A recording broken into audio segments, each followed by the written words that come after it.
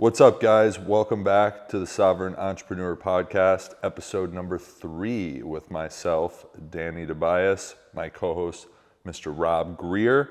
We're doing a little interesting episode today. We're going to be talking red pill, blue pill, and the Matrix, Oh my God. which is something that I know very little about, and Rob knows a ton about.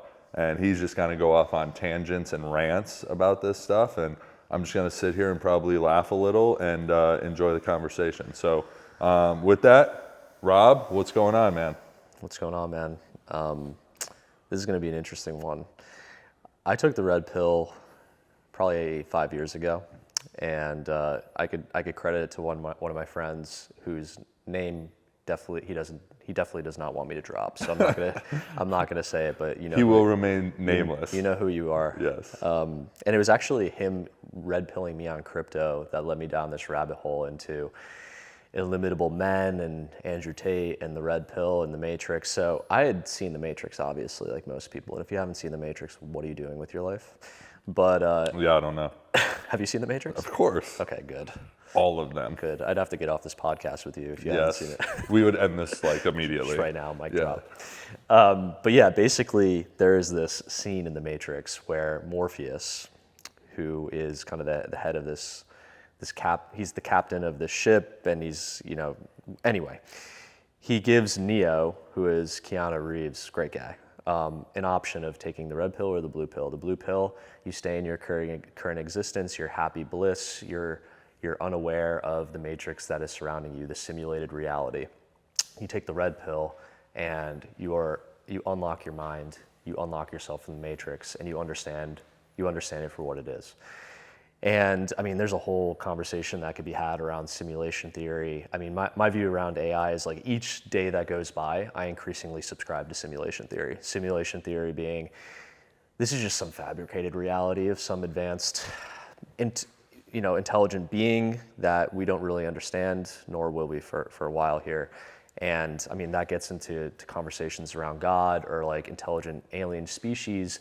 And if they generated this reality, did some other entity generate their reality? And like, how deep does the onion go? Red pill, I mean, it can mean many different things to many different people. I think, Luke Belmar talks about this a lot, and he's a famous e-commerce entrepreneur. He's been pretty influential for me. But the idea is that you don't have to be an NPC.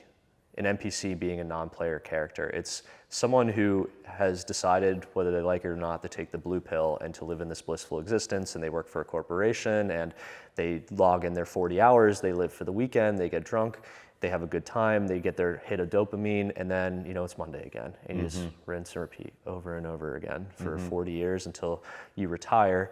You're in bad health. Are you going to live a blissful existence on the beach in Florida, seeing your doctor a couple times a week? That doesn't sound that fun. I want to live a life that I don't have to take a vacation from because I'm just having so much fun along the way. And so it's like unplugging from that matrix. I mean, the red pill also has a connotation around toxic masculinity. I think, Andrew Tate has popularized this, and there's certain things I subscribe to that he says and certain things that I don't. But I think the reality is I should be able to hold my own views. I should be able to articulate my views, and without fear of getting canceled. And if I get canceled, then so fucking what, right? It's I also think there's a backlash against wokeism that's happening right now, and I think we could thank a lot of people like Tate and Tucker Carlson and Elon Musk for preserving free speech and buying X and allowing free thought and free speech to flourish on his platform, even if it's controversial. Controversial doesn't mean fake news. It just means it's a viewpoint that's opposite of what you hold. And the reality is the polarization that we have in the United States is just people living within their own social echo chambers of their own thought, and people just self-fulfilling views on certain topics, whether it's January 6th or whatever else. And I think part of the way we solve that polarization, and I think AI could maybe even help us do that, is Danny, you hold a certain view, but like let's hypothetically consider the alternative perspective. The Democrats that hate Trump or the Republicans that hate Biden, like let's have a meeting of the minds. Let's understand the other person's viewpoint instead of just living in this echo chamber. But anyway, like as it pertains to the red pill, like what does that mean for me? It means unlocking, Sovereign Entrepreneur is unlocking entrepreneurs from the matrix. It's showing them that there's another way. There's another way to accumulate wealth. There's another way to live your lifestyle. You could be a 29-year-old or a 34-year-old, and you can break free of corporate slavery, which is really what it is, right? You're getting paid a wage for your own existence, and you're sucking on the teat of a corporation that's giving you your weekly paycheck, your bi-weekly paycheck. You get your hit, it hits your bank account, you spend that money, and you're kind of just living as a glorified indentured servant for your entire life. And I knew I was never going to go down that path. Even like tracing this back to my childhood, I mean, I was a pretty belligerent and disruptive kid, and you know, I had a whole issue with my childhood, but I was just really bad with authority and obeying some kind of arbitrary person that thought they could order me what to do and tell me what to do. And so I kind of always had that issue, and like that manifested when I went into the workforce. I was at the point where I was in investment banking and private equity. I just wanted to like break my keyboard in half because some individual that I did not respect was telling me what to do, and I had no retribution. I just had to do it, and I had to take it like a bitch. And I knew I wanted to break free of that, but I had to bide my time. I had to build my network, I had to build my experience, and I had to build my capital base and the dry powder sitting in my bank account. And I had to wait for the right decisive moment to kind of take the entrepreneurial plunge and kind of unplug myself from the matrix. That period of time where I had taken the red pill, I was unplugged, but I was still employed, was some like the worst existential period of my life, because I was just like, this sucks. I need to break free of this, and thankfully I did. And you know, it hasn't come without its trials and tribulations, but you know, I wouldn't have it any other way. Yeah. Maybe I'll pause there and kind of get your reaction. Yeah, so that's really interesting. It's funny because I sit here and think, I'm like, oh, I work for a major corporation, and but again, intrapreneurship and entrepreneurship can be similar, right? Where I get to leverage the resources of somebody else in a major corporation and do something I'm passionate about and help other people. And a large amount of my outcome is based on me and how hard I work, right? It's not, there's no limit, there's no ceiling to it, right? It's more or less like I get to be my own person still, but I get to be, again, leveraging the resources of a major corporation in order to add better value to my clients, right? Right.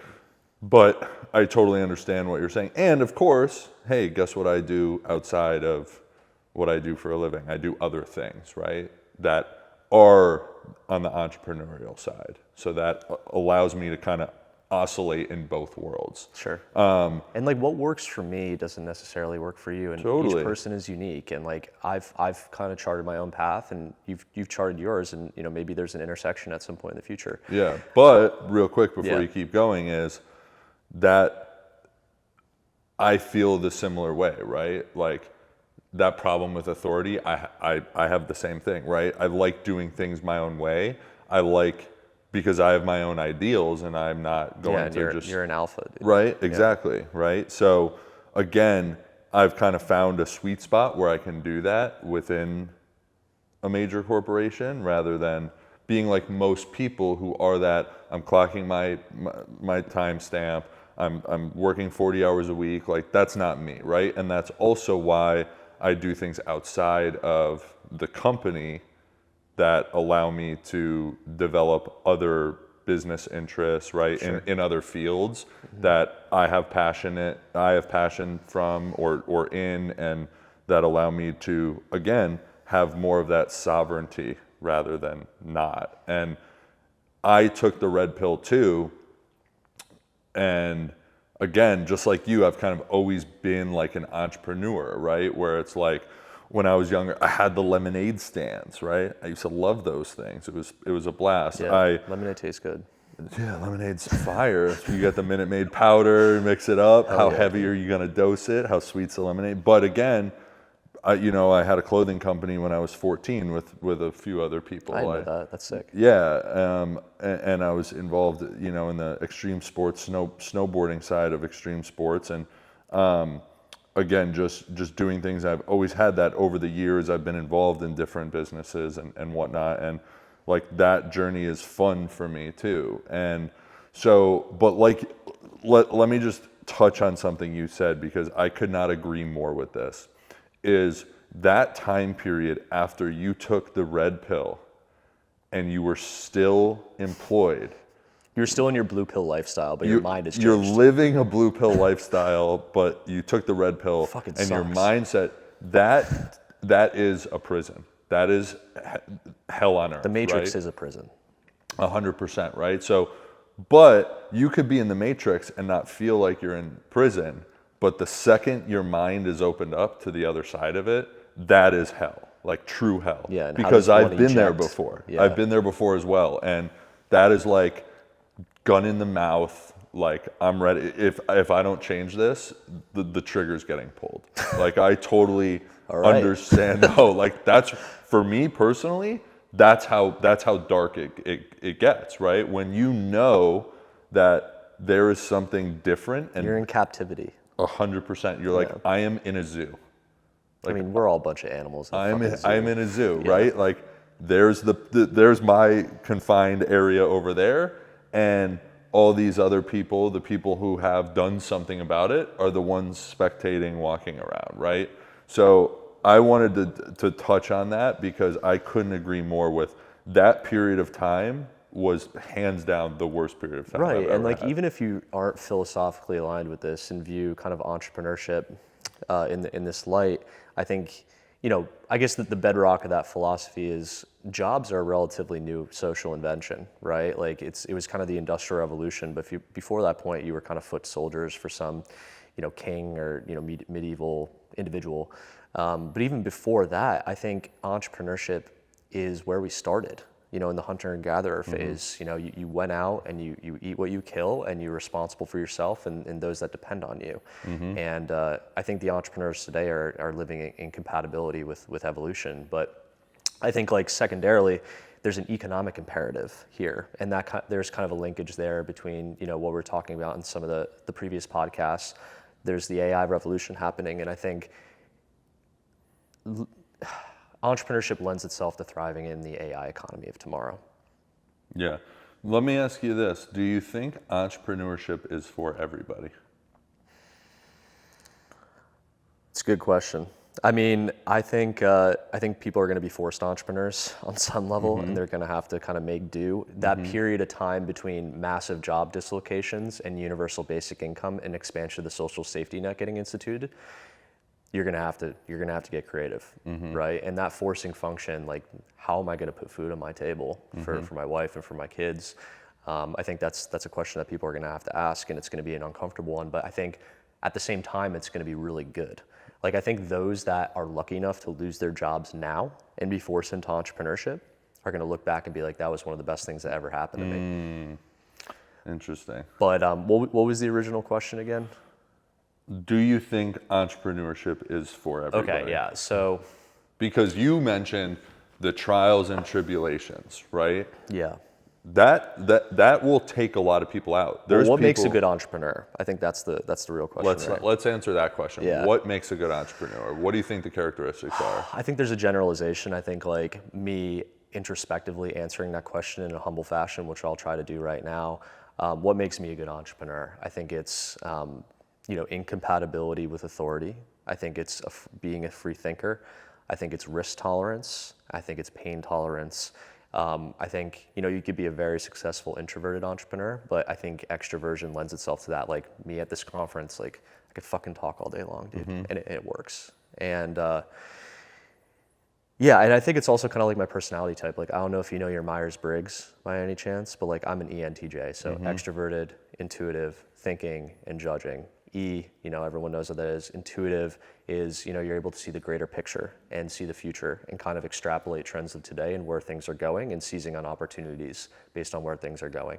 And then thinking versus feeling, like, I think. That's what I start most of my sentences with, whereas a feeler would say, I feel. And like, I'm trying to work on that.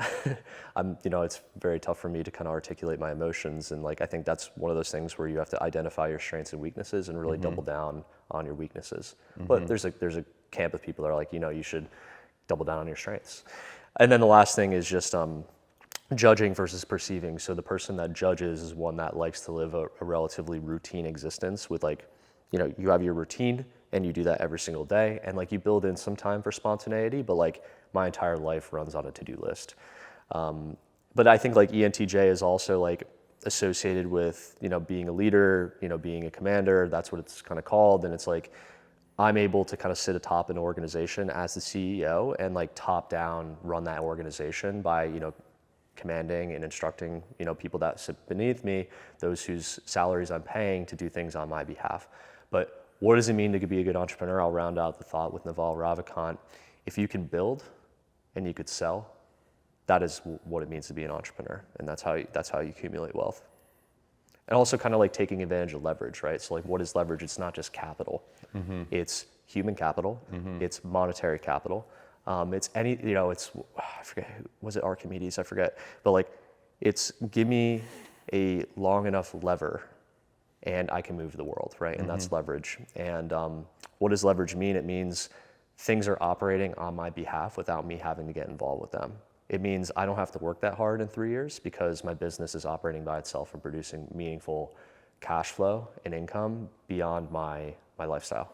Right. It's like input plus leverage equals greater outputs. Yeah. Right? Versus equal input equals equal output. And AI is the ultimate form of leverage. I keep saying that over and over again, but it holds true. And it's the value of that leverage is increasing, by multiples year over year. Following on to that, right? I think a few characteristics of a successful entrepreneur, or anybody, entrepreneur, right? Because everyone's going to always run into roadblocks, problems, hardships, right? Trials and tribulations. Sure. How important do you think grit, fortitude, mental toughness, perseverance, persistence are important? I mean, dude, it's critical, right? Like, everyone goes through adversity. Everyone mm-hmm. goes through those roadblocks that are in their way. And each day there are micro adversities too mm-hmm. that you need to push through, right? Like, someone cuts in front of you or you get into an accident, or like you wake up in the middle of a REM cycle and you don't want to go to a gym, go to the gym.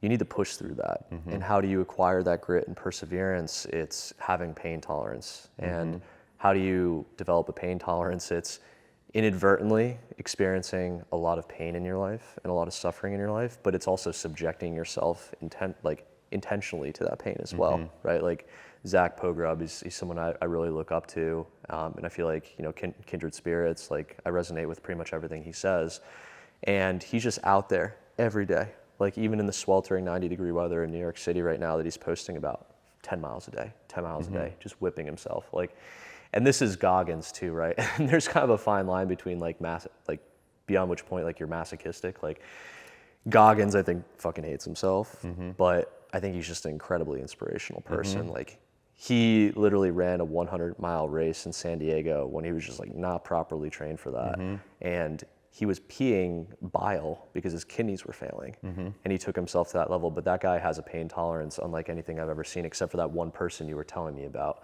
who ran like a marathon every day for like 30 days or something like that. A marathon, a triathlon. A triathlon. The Iron Cowboy, and it was 50 days.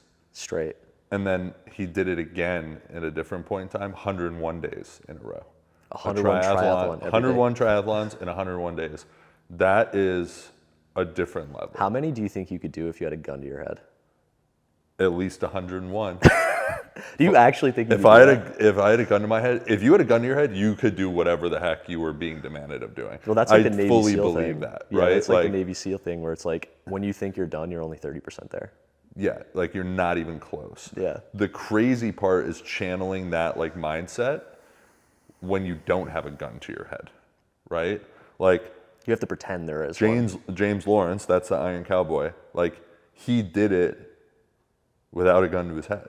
Nobody was like, oh, I'm going to kidnap your family and kill them if you don't do 101 Ironman. Like, that feat is pure insanity, right? Yeah. Now, it's incredible. I would love to see if I could actually do it one day, but the physical, when you get to something like that, it's all mental, right? And that's, if you think about that, like, that is life. That is entrepreneurship. We're like, you have to undergo tasks of that stress level every single day for years on end, right? In order to get to a place that the goal you set, the light at the end of the tunnel, whatever it is, right? That's just a constant time in and a day in and day out where 100%. You have to go through that in order to get there, right? Like you said, it's micro adversity. Now, micro adversity is not technically a good description of what that daily adversity might look like, right? Like sometimes you'll go through daily adversity that would literally like kill somebody, right? They wouldn't be able to deal with it, right? Or they'd quit immediately. They'd be like, this is too much, I'm done. Yeah, first world adversity is different than third world adversity, for example, right? Like 100%. We have right? it pretty good, all things considered. Yeah, 100%. So if you look at, yes, it's micro adversity on the macro scale when you look at the entire timeline of, let's say it took you 20 years to exit and sell your business. What happened throughout those 20 years? Yes, on a daily or hourly basis, micro adversity. You just got to push through the bullshit, dude. Yeah, in the moment, it could be like, hey, I don't have enough money to do payroll. Like, what am I supposed to do? Make it work, dude. You figure it out, right? But most people would be like, I'm done, I quit, that's it. So it's like one of those things where I'm going through that micro adversity on a day-to-day basis, and I'm forcing myself to think, am I really going to be bothered by this a year from now, or is it just going to be some triviality that I forget about that, wipes itself from my memory and my RAM? I think it's most of the time, it's like, this is not going to matter in a year. It's certainly not going to matter in 10 years, so just push through the fucking bullshit, dude. Mm-hmm. And it's like, it could be even blended down to that like set when we're at the gym, right? We're doing that CrossFit workout on Wednesday, which is the rest day, right? And you're way better at CrossFit than me, and I feel like I'm dying. But it's like, this is going to end soon, and growth is pain. Yep. And, Muhammad Ali, like, I don't start counting until it hurts, because that's how you grow. Yep. Physically and mentally and emotionally. Yep. So that's kind of how I think about it. Yeah. But like, how did I get to that point? I mean, yeah, dude. I mean, like my dad committed suicide when I was 15 years old. Like I went, I was abused as a child. Like, I have bipolar 2, and I've experienced like really deep depressions in my life. And, all those things at the moment I thought were like the worst thing to ever happen to me, but like looking back, it's the best thing that ever happened to me. Yeah, isn't that crazy? Yeah. How that is? It's a yin and yang, man. Yeah, and in the moment, it's like the worst thing in the world.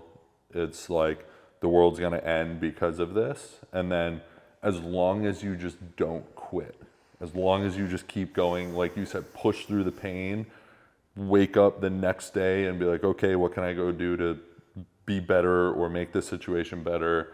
Whether it's I have to go sell more, I have to go do this, I have to go work out, I don't want to go to the gym. If you're trying to lose weight, be healthier, right? You wake up in the middle of a REM cycle and you're like, I don't want to do this, right? It's like when you don't want to do it, that's what they say in Alcoholics Anonymous. It's like when I don't want to go to a meeting of Alcoholics Anonymous, that's when I know I need to go to a meeting of Alcoholics Anonymous, right? It's like you don't have 10 minutes to meditate. That's precisely why you need to meditate, dude. 100%, right? Yeah. You don't want to go to the gym because you're tired. That's 100% why you should go to the gym and work out, because then you'll feel better and you won't be tired anymore. You'll get closer to your goals. And guess what? Like you wake up in the middle of that REM cycle a week later, and it's a little bit easier.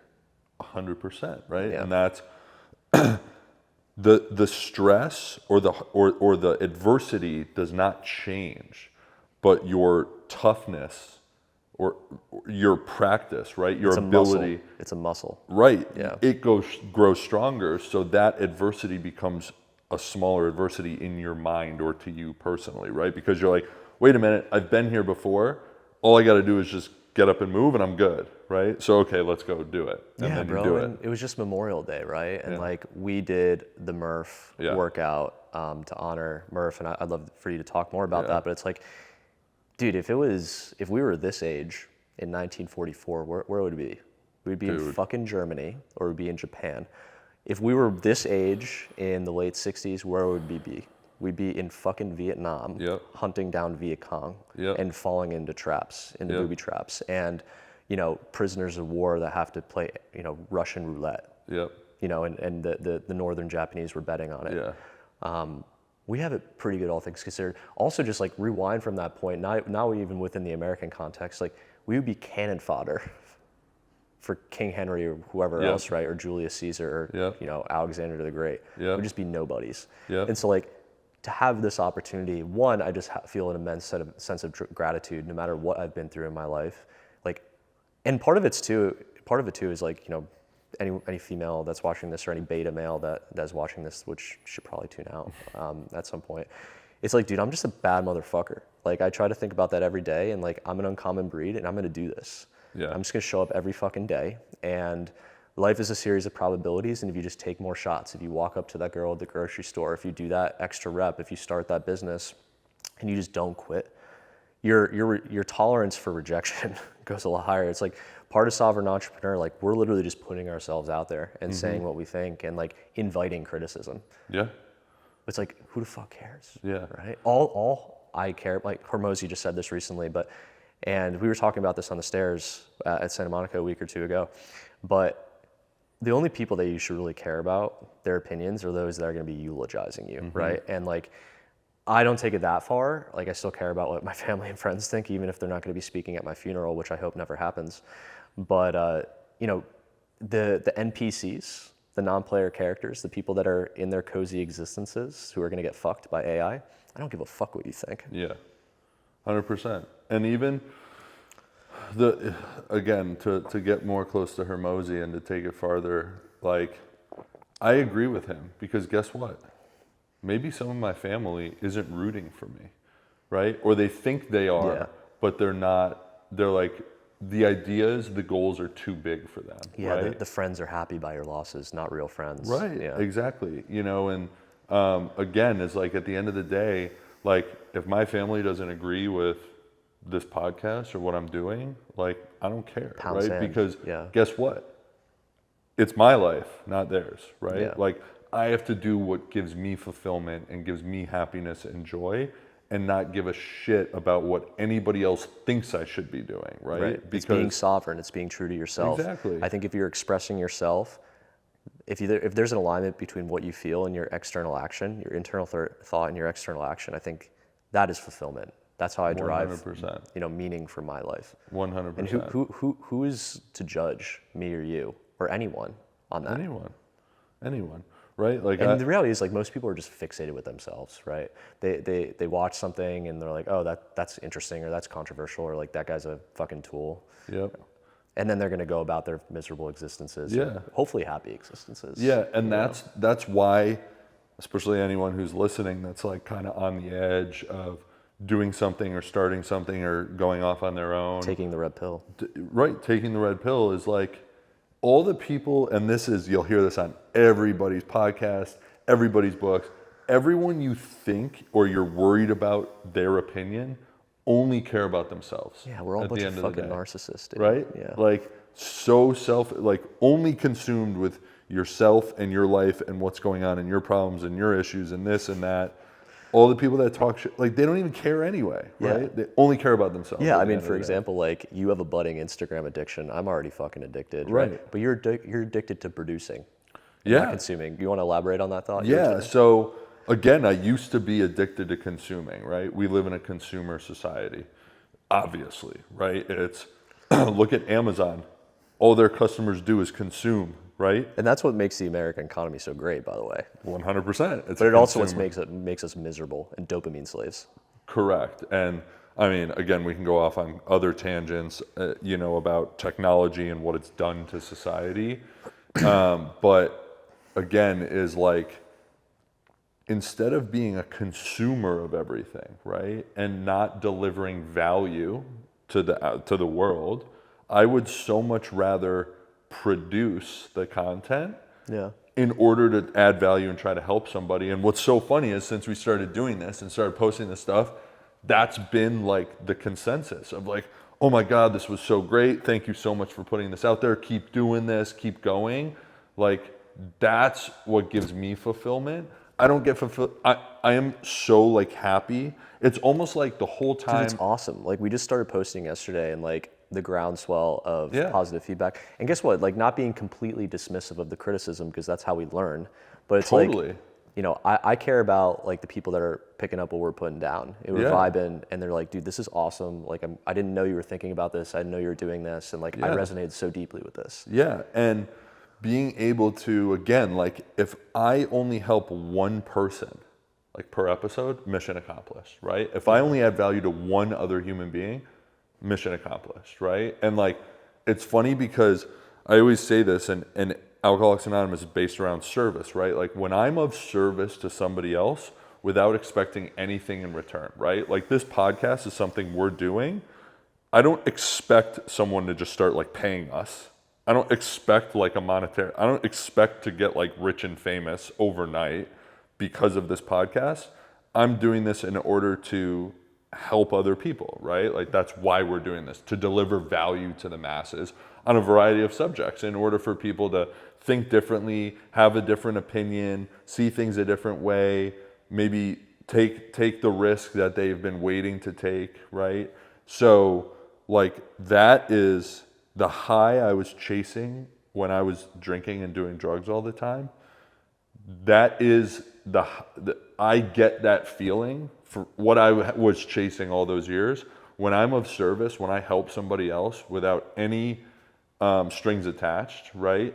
That's the feeling I get. Like I am so like, it's like I'm like vibrating because I'm at such a high, like I hear, Wes Watson talk about this, right? It's like that frequency is like when your frequency is what you frequently see, right? And it's like, that is when I'm of service, when I'm in like, dude, my energy levels are through the roof. I don't need a Celsius. I don't need caffeine. I don't need stimulation. If we're having a conversation like this, I'm going out, adding value, helping other people. It's energizing. It's so energizing, right? Yeah. And again, it's like, that's what does it for me. And I think whenever anyone finds that, that's when, I forget the Japanese terminology. I think it might be ikigai or something like that. Ikigai, right? It's like when passion and purpose meet in the middle, right? That's like true fulfillment. I mean, that's the core at Naval, even if he doesn't say it in that fashion, right? And a couple thoughts on what you said. I mean, we live in a world where, it's very interconnected, very globalized. Like I could speak with someone instantaneously in China if I wanted to, or maybe not, Australia, let's say. And it allows you to deliver that knowledge value at scale, just like I'm delivering value for my doctor practices at scale with SovDoc, and the same with health supplements at Avenir. And it's just an incredible time to be alive. Mm-hmm. And then secondly, like what you were saying around, delivering value without any expectation in return, that's like where the Buddhism comes into play for me. Like that's where my spirituality comes from. I'm not super religious, but I do believe there's kind of a greater intelligence and things were written in advance, and to be at one with fate and destiny, and to be comfortable with it. And that's where the kind of the stoicism comes in. It's like, what is meant to happen is going to happen, and I have to interpret that as like part of my journey and my training and the evolution of who I am. And so for me, like, I have impermanence tattooed on my leg. Like that's one of the core stools of Buddhism. It's everything is subject to decay. My joy is subject to decay. My depression is subject to decay. That amazing feeling is not going to feel the same way the next day, but it's like being comfortable with that. And then also like delivering value without any expectation in return. That's where karma comes in, right? It's like you are doing good for the world. You are a vehicle for good, and that good returns to you. Just like you deliver value for the world, economic value for the world, that economic value comes back to you. Yeah. I think there's an analogy there. But when you give without expectation, it's going to return to you tenfold, right? When you give in service, it will come back to you tenfold, right? So again, I mean, I think it's such an important concept. And like you said, the gratitude, right? And this all comes back to that like red pill, blue pill conversation, which we'll kind of get back to more elaboration on. But like the gratitude, like what a time to be alive, like right now, right? If you look at history, I mean, I would love for time travel to exist so I can go back to like and you go there and you'd be like, take me back after 5 minutes. But that's the thing. It's like, what was going on in like what about Atlantis when they're this like, are we sure that exists? Well, that's the thing according to Plato, but that could be all part of the Matrix, right? We don't know. Well, yeah, I mean, if this is a simulation, then, perhaps it's starting at this very moment, and, this entire have no idea. conversation, all of our memories are just fabricated. Right? Yeah. Well, we're on the topic of spiritual mumbo jumbo. I want to talk about frequency, right? And so, like, karma, like you're doing good for the world in the form of action, and that action comes back to you. But I think there's also thought, right? And that's like the law of attraction, Napoleon Hill, Think and Grow Rich. James Allen, like your internal state is what dictates your external state. What's the book? As a Man Thinketh, From Poverty to Power, which I'm reading right now, which people might be seeing me post on my Instagram story every day. But it's, if I have a utopia in my mind and I choose utopia in my mind, hopefully that's what gets produced on the outside. And there's been way too many instances in my life where, I say, this is where I'm going to be. And the universe kind of conspires to make that happen. For me, it's beyond the point of coincidence. I don't really believe in coincidence at this point in my life. I think, things happen for a reason, and I think to some extent, you kind of manifest that. And so I kind of really try to prune my thoughts and keep a beautiful garden, as James Allen says, inside my brain, because, that produces that same outcome. You're so right. Like, so right on that. I couldn't agree more, because I think the one thing at the end of the day, kind of like the foundation, right, is like, my happiness is a choice I get to make every single day, right? Like, I get to choose the way I look at the world, or the perspective I'm going to have of the world that day, right? I either wake up in gratitude or pessimism, right? Yeah. And I have the opportunity to change that outlook if I so choose, right? Now, some days I get caught in the freaking, downward spiral, and it's a lot harder to get out. But like, I think it's so important that being able to, again, train yourself, like have your mind be a nice, beautiful garden in utopia, because then the days where you wake up with gratitude are so much more than the ones you wake up in the opposite state. Yeah, just changing your perspective on things. It's like nothing is fundamentally good or bad. Thinking makes it so cliche, but it's completely true. It's like one person, it's raining, and they're like, oh man, this weather sucks. And the other person, it's like, I'm gonna go dance in the rain. Yep, 100%.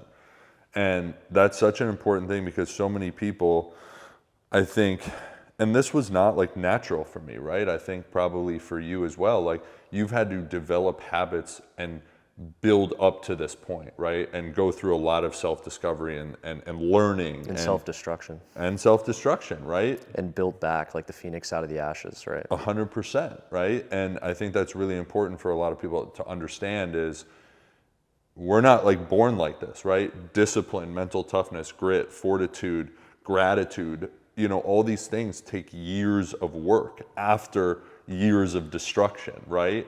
To allow us to get to a point where most days are a lot better than not. And when we go through these micro adversities, right, it's like you look for the solution or the positive in the situation, rather than you go down a dark tunnel and you let it affect you. And people only see the tip of the iceberg, right? They only see Jeff Bezos or Elon with hundreds of billions of dollars. They don't see the pain and suffering and relentless drive and working 80 hours a week for a decade to get to that point. With us, they only see the tip of the iceberg, and there's a lot that goes into that. Yeah, like how many people have seen you and they look at you, right? This happens to me at the gym all the time, or people outside the gym. That's why I came up to you, bro. Right? And yeah, it's like, what the fuck are you on? Yeah, dude? it's like, what are you on?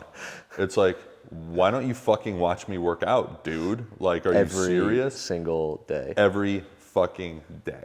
That's the other thing, right? Every day. That consistency, right? Like literally blood, sweat, and tears. Like 2 years ago, I blew my knee out. Had to get like blood, sweat, and tears. Like literally needed surgery because I was training so much and so hard, right? And like talk about a depressive time. I couldn't do anything except bicep curls for like 4 months. Well, that fucking paid off, bro. Yeah. Look at those things. But again, I think it's so important that people understand that like this is a choice every day, and you can develop such a good foundation through hard work and consuming the right content, right? Like we still consume content, but what content are you consuming on a daily basis? Books. Yeah, dude. I mean, it's like you are a function of your environment. Yep. It's hereditary versus that whole debate of like nature versus nurture, right? Yeah. And like there's an external environment, but there's an internal environment. Like what are you allowing to flow into your mind? What kind of fertilizer are you using to plant the seeds of your ideas and your knowledge? Right. You know, one person is putting shitty fertilizer in like Yep. reality TV, and like we're reading fucking Meditations by Marcus Aurelius and Yep. James Allen and Yep. Napoleon Hill and Dale Carnegie, and you know, upskilling our knowledge by watching YouTube videos on AI and watching the All In podcast, and you know, watching Jocko Willink and Tim Ferriss and Naval Ravikant. Like these are the people that we're befriending, even if we don't know them in person. Like Yep. you know, some of my biggest mentors happen to not exist in today, right? Like Socrates and Plato and Julius Caesar, and I mean Marcus Aurelius is a big one, man. Yep. Stoicism revolutionized my life. Yep. You know, just weathering the storm and understanding that nothing is good or bad, and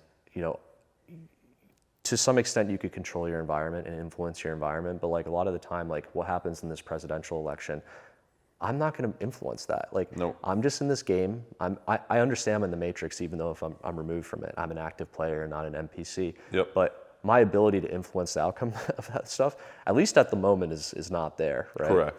Maybe at some point it will be, Yeah. right? Once you have money, you have power, influence, you could start, donating to presidential campaigns, and that's a whole other thing, right? Yeah. The topic of power. I think we could talk about that, at length in another episode.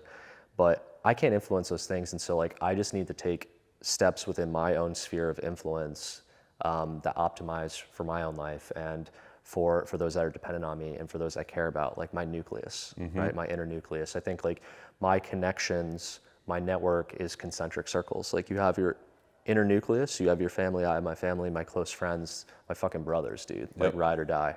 And then you have the periphery, and over time, kind of it spreads out, and like the ones that are along for the ride stay there, and the ones that are not, like get out of my circle, man. Yep. I don't really care. Yep. 100%. But like, what do you? I mean, I want to talk about abundance and scarcity. Like, I want to kind of pose that question to you because I think abundance and scarcity is, part of what it means to be an alpha, and part of what it means to take the red pill. And I think having an abundance mindset over a scarce mindset, having a growth mindset instead of a static mindset. Is what separates like a happy individual, but also just like a really successful entrepreneur. So curious to hear your thoughts on that. Yeah. What it means to you.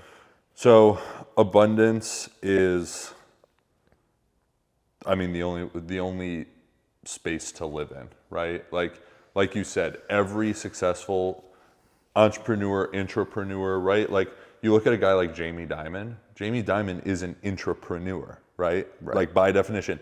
Any CEO of any company is an intrapreneur. They work for somebody else, Unless right? you founded the company, right? Correct, but yeah, any CEO who was not a founder, right? Like they're an entrepreneur, but operate at such a high level that a lot of them are more successful than a lot of successful entrepreneurs, right? Like Jamie Dimon on paper is basically a billionaire, right? Oh no, he is. Yeah. So comfortably, I think. Yeah. So again, somebody like that. Or again, a Jeff Bezos and Elon Musk or an Andy Frisella, guys who operate at a super high level are all in a growth mindset and an abundance mindset, right? Because if you look at the world, and like you said, AI is going to create more abundance than anybody knows what to do with, basically, right? Yeah. The people who are the NPCs or took the blue pill, they live in a scarcity mindset, right? Now, I feel like we're all born with the blue pill, and like 100%. There's a limited it's amount like of you resources. not actively take it. It's like you're born that way, and like when you get presented with the red pill, like a lot of people are by listening to this conversation, you have to take it or not. Right. Yeah. Because I think even cavemen going to hunt buffalo or a saber-toothed tiger to eat, they're like, well, there's only so many saber-toothed tigers, right? Like it's almost in our DNA to where we know at that level, there is a limited amount of resources on this planet, right? Yeah. And so you're immediately entered into the scarcity mindset, and you have to go through life and see the world and then choose an abundant mindset. Because you also touched on like manifestation, right? Like if you live in a, you're going to manifest whatever you are thinking about in your mind. Yeah. So if you operate in a scarcity mindset day in and day out, guess what you're going to manifest? It's self-fulfilling, yeah. 100% self-fulfilling prophecy on both sides of the equation, right? Yeah. So now every day of my life is not lived in an abundant mindset. There are some days where I'm in a scarcity. You relapse. You relapse, right? Yeah. Like something sets you into that, or you see something, or something doesn't work or go your way, and you're like, oh shit, it must be because there's not enough of it, or someone else got it instead of me, right? Like competition, there's a winner and there's a loser, right? Yeah. Instead of, well, there's a lot of winners, right? As long as I'm in the game, right? Because guess what? You're probably not the only one trying to add value to solo practitioner doctors, right? Yeah. And medical professionals. Yeah. But there's plenty of them to go around. Like you said, that 50,000, right? Like it would be hard for you to service. Oh no, there's hundreds of thousands. Right, hundreds of thousands. Yeah. So you're like, I can't even service that amount and add real value to them, right? Yeah, hopefully someday soon. Hopefully someday, but like right now, I can't do it. So yeah, you could get stupidly fucky rich off of 10% market share. Correct, right? It's like if you look at, so again, like the company I work for, Fidelity, right? The biggest retirement plan provider in the country. I'm pretty sure, don't quote me, we'll have to look it up. Vanguard, right? Yeah. But our market share, and we are the dominant player by a lot in the 401k space, right? Retirement plans in the United States. We are the biggest player. I'm pretty sure we only have like 37% of the market in that. Yeah, but for every Pepsi, there's a Coca-Cola. Right. Dude, Nike, they don't have 100% of the market in anything, right? And when you look at those statistics, it's like, there's plenty of other people who can win and I can win as well, right? Yeah. And that's the abundant mindset of saying there's plenty to go around and it's okay if there's other people in the space doing what I do, right? Because there's going to be enough for me to not just eat, but to have a lot of it. Yeah, right? Dude. I mean, I'm glad you brought up Nike because that was like an interesting thought. There was that movie recently with Ben Affleck and Damon. It was just like Michael Jordan, right? And the come up of Nike and Phil Knight. And Nike wasn't always Nike, right? No. It was Reebok and Adidas and like Converse, right? And then they took that bet on Michael Jordan. Yep. They took that extremely risky bet, putting their entire budget, instead of spreading it across, diversifying it across 5 players and putting in the Michael Jordan, right? And it's like, when you take concentrated bets like that, it just takes one to hit, right? Mm-hmm. It just takes that one business or that one conversation, you know, at Erewhon, you meet your wife, right? You just never know. Right. And you're just gonna take those shots. But the whole idea is like, where I'm at with Sovereign Entrepreneur, I mean, I think I'm genuinely a place where there's no Nike, there's no Reebok, there's no Adidas, and you bet your ass I'm gonna become Nike. I'm gonna become Nike. And, you know, I'm fine with there being Reebok and Adidas, but then also, like, if you're starting a new business in a competitive space, like, there's no reason you can't be the Nike of the 1980s and now you're the Nike of 2024. 100%. Like, that's basically... Phil Knight, right? Yeah. Like, Shoe Dog, that was one of the best books I've ever read in my life. Like, that's basically, if you look at First Form, right? So Andy Frisella, right? He started his supplement superstores, and then he started doing well in that, and then they started their own supplement company because they're like, well, we're selling everybody else's product, and we think we can make a better product, right? So let's start. There was everybody, Optimum Nutrition, BP, everybody, and they were a nobody, right? And now they are the big boys. But they might only have 10% of the market share, but they're massive and they're killing it. And they're like, it's okay, competition keeps us innovating and getting better and whatnot, but... Right. And that's where libertarian comes in, right? Like there's... I mean, Elon Musk, David Sachs, Peter Thiel, Mark Andreessen, like all these guys are techno-optimists, but they're all fundamentally libertarians. And like that's where Ayn Rand comes in, and like you know, the government is stifling. And you know, Elon Musk just had a really interesting conversation about this yesterday, and hopefully I don't butcher what he was saying, but basically regulations are chains on entrepreneurs and companies. I think having light touch regulation is good, but there should be an expiration date on regulations because if not, you just have this accumulating mass of regulations, and many of which are just from the distant past and not relevant to the context of today. And like, so that's why I think like a light touch regulatory approach is the right one. But Yeah, I mean, on the topic of abundance, I think Yeah. like economic abundance. What does that actually mean? It means you could see it within real GDP per capita, right? Like, and in many ways, like we're in a singularity right now, right? And this is a little bit of a tangent, but I think it's relevant. Like, you go through the real GDP per capita from the inception of humanity, right? 5,000 years ago, and it's like this, it's like this, it's like this, and then the steam engine. It just shoots up, right? Yep. And like we're in the middle of that exponential moment right here. But the reality is, like, if you factor in the AI revolution, it's like this, and then this is the industrial revolution, and then like we're Yeah. like that right now, and Yeah. it's just kind of a series of exponentials. But real GDP per capita is going up. So the average person on the planet, the wealth or the economic output is higher. And so like, what does that mean? It means better living standards. It means people are living for longer and healthier for longer. It means the issue isn't about how, like, too few calories, like, are you just gonna have a piece of bread and some soup in the medieval times? It's like, people are fat as fuck, right? And there's obesity because there is that abundance. And I think there is a world where everyone has more than what they need. And, you know, that might create, you know, a bunch of fat people that are VR porn and porn Right. VR and porn addicted, right? Right.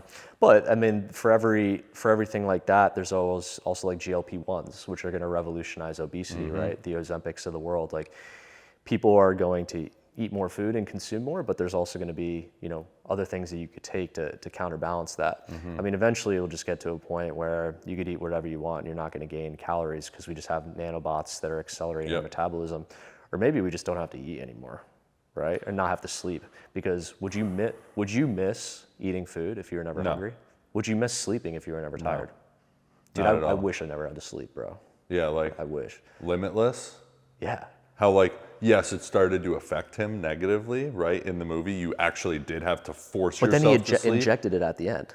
But then he utilized the knowledge to reformulate the Yes. delivery system to where it worked, to where he didn't have to eat if he didn't want to, and he didn't have to sleep if he didn't want to, and it wasn't a catastrophic thing. The peak and trough, right? Correct. Yeah. Like Correct. the Adderall, cocaine, whatever it is. Correct. Right? The peak right. and trough Right. of dopamine. So, yeah, I mean, I think that's, again, like the future of where we're going, and like that's something I can't wait to see, right? And like you said, there's both sides of the equation. There's always going to be both sides, right? There's going to be like almost the haves and the have-nots, right? There's going to be the people that go down this route, but I think you're right on where we'll get to a point where, and the GLP-1s is that first part of it, right? Yeah. We're like, hey, it's not a pill, it's literally an injection that makes you, and the research is showing like people are quitting smoking after not being able to quit smoking. The People are craving giving suppression. up. People are giving up alcohol, right? So alcohol Nail abuse, biting. nail I have biting. a problem with that. Yeah.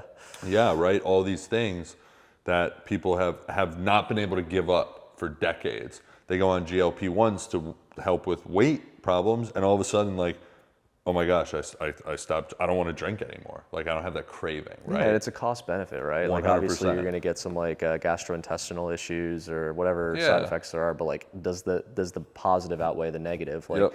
when it comes to things like peptides and TRT and like whatever it is, you know.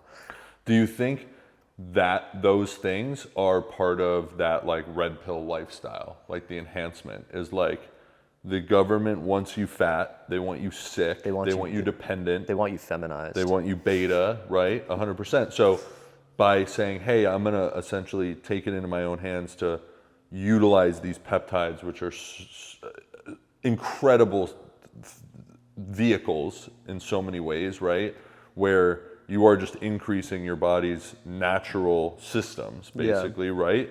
Like, hey, I'm doing something about the hormones because the environment that we live in now is so jacked up. The pollution, the stuff in the food, the pesticides, the forever chemicals that the fluoride in our water. Right? has jacked up my hormones so much that now I have, like, I'm either gonna just live the way I've been living and be in a terrible place and feel like shit and sleep like shit and recover like shit, or I'm gonna go do something about it and Take action. I'm gonna take action, Be sovereign, right? be sovereign, and go, because that way I'm feeling better, I'm healthier, I have more energy, right? I'm in better shape, I'm gonna live longer, all these things, The right? quality of your life. That's right? part of that decision, right? Of saying, hey, I'm gonna take this versus not, right? Yeah, I mean, it's just like a quality of life question, right? Are you going to take your health into your own hands? Or are you going to take your life into your own hands? Or are you going to be ruled by the corporation that you work for or the government that you sit under? Right. Like, I say nay.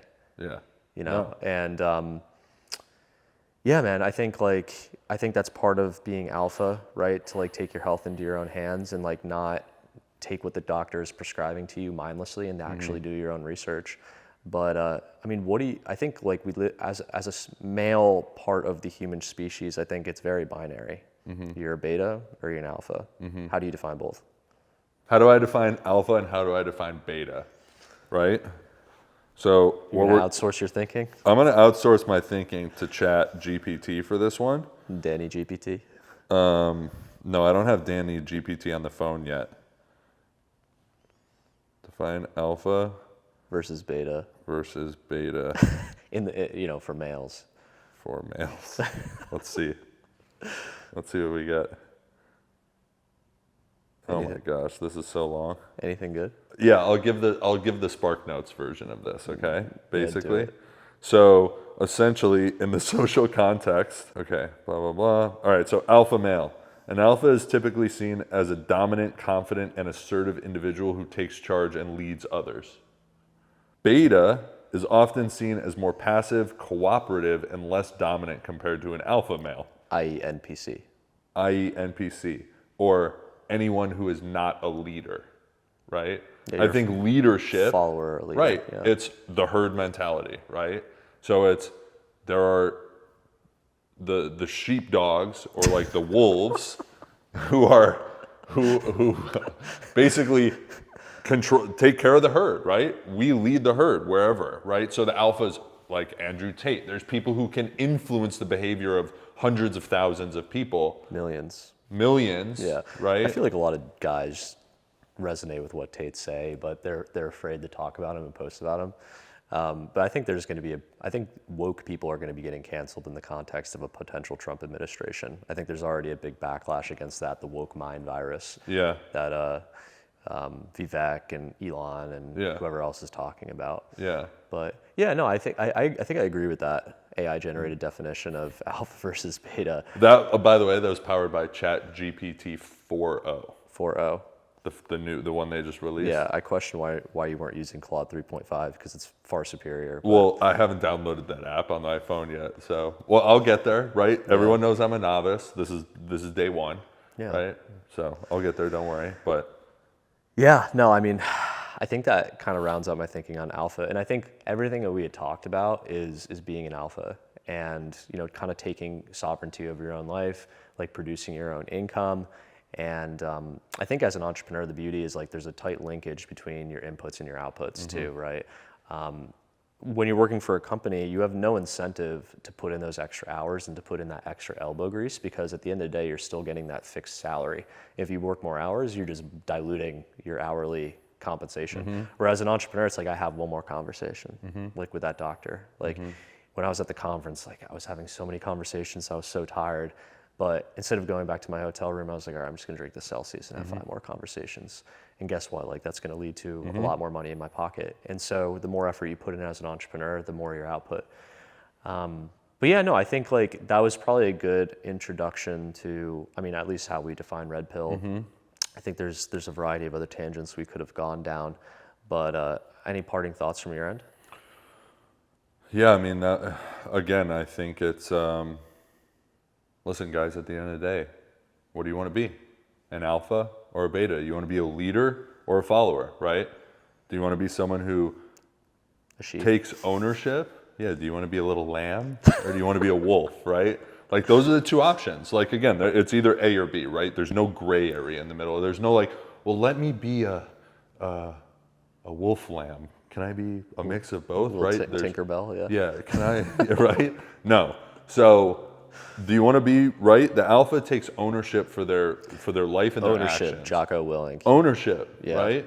Everything is my fault, whether it's good or bad. Right.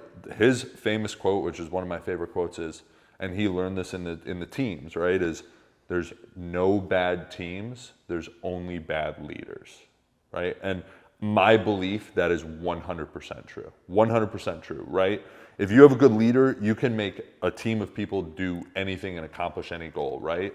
If they buy into the vision and buy into the bigger goal and the bigger purpose, right? You can make a group of people who are unqualified, small, not physically capable, achieve great things, right? Mm-hmm. But so that's at the end of the day, like, ownership. Do I own my actions? Do I then go out and do the self-development to be able to get better, to then go change the outcome that I may have not liked, right? Versus the other side, that NPC is, I'm going to blame everybody else. I'm going to blame society. I'm going to blame my boss. Woe I'm going is to blame me. Yeah. Woe is me. Yeah. It's everyone else's fault. And I can't do just victimhood, just being a victim. Yeah, right? and the reality is, I mean, some people, this might be entering your mind. It's like, oh, these are two white males living in Los Angeles with great jobs, or like, but you know, we hit the lottery in many ways, but at the same time, it doesn't lose. I'm not lost of, you know, there's people that are in Africa that are impoverished, that don't even have an internet connection and don't have proper health care. Totally. You know, I was in Argentina for 5 months and I watched the value of the Argentina peso fall by 40% in 5 months. Yeah. You know, I saw people sleeping on the streets, right? Yeah. And, you know, they had smiles on their faces. Yeah. And so, like, I am extremely grateful for where I am now, but this is the deck of cards that I was dealt. And let me tell you, like, it wasn't all sunshine and rainbows, right? 100%. And you just have to do the best with what you've got. Right. And again, like, people may look at us like that and be like, you do not understand where I was before I got sober 9 years ago. Yeah, where were you? Are you willing to? I burned my life to the ground, right? I was alone in a 1-bedroom apartment and no one wanted to talk to me and I couldn't get out of bed without getting high. I had no job. I didn't even know you were at that point. No employment, nothing. Now, fortunately, I still had like money in the bank to pay for things, but it was also being funneled to me through my parents, right? Like, it wasn't money I had worked hard to earn on my own. It wasn't coming from a business I had started, like none of that, right? So like, that was my rock bottom, and it was dark, where that was then and this is now. Like, the amount of, again, grit, mental toughness, discipline, self-development, pain, hard work that I had to go through to get to where I am now. And I just feel like I'm just scratching the surface, right? But like, it was through, I am going to own my side of the street, clean it the fuck up, and go take some action to change my life. And I really respect that too, because, like, you know, I come from a middle class background. Like, I don't have a trust fund. Like, I haven't received that much money. Like, my mom paid for my education, and I'm eternally grateful for that. And, you know, I will pay it back, and I already have taken steps towards that. But like, for you to do that, I have so much respect for you, because like, you came from a more, you know, luxurious childhood, but like, you're still in the same place, and you're still at where you are at today. Yep, exactly. So, yeah, I mean, I think final thoughts is, you have two options. The red pill or the blue pill? The alpha or the beta? Be an alpha. Take the red pill.